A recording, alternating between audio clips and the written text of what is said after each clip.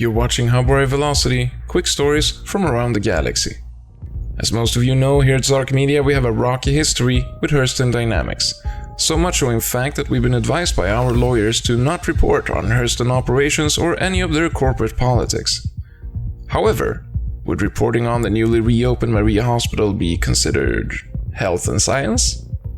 Let's take a look.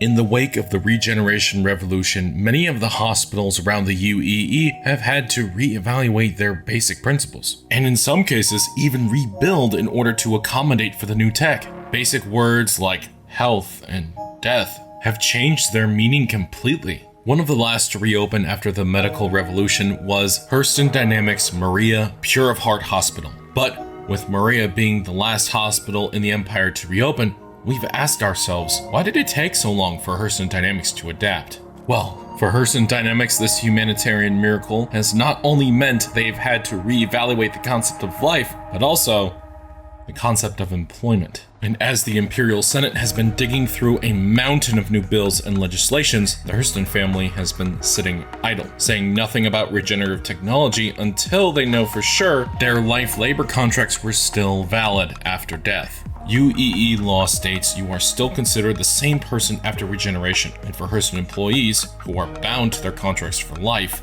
that translates to a bizarre reality where your employer can kill you without voiding your contract. Caring for employees' well-being, if only for the purpose of keeping them alive enough for labor, will be just another basic principle thrown in the trash by one of the wealthiest families in the verse. The question is, for how long can the UEE actually turn a blind eye? For HubWire Velocity, I am Markus Hurst. After Markus' report, we were contacted by Professor Louis von BENETTE of BENETTE Pharmaceutical and Research, as well as Hurston Dynamics Stanton Today news anchor RUTH BENEDICT. Take a look.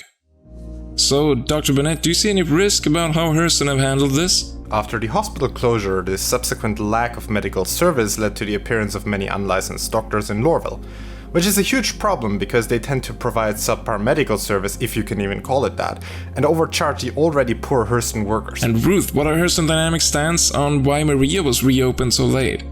Dr. BENETTE is right. We had a hard time getting everything in place and got help from unlicensed but very dedicated people from within the Hurston workforce family.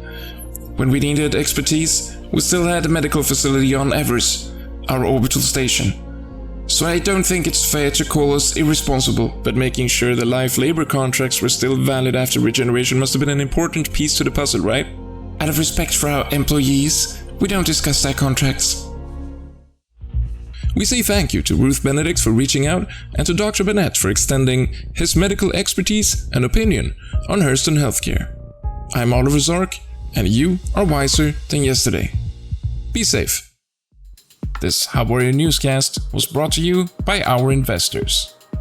And by Catering, fresh fruit and delicious snacks delivered anywhere in Stanton.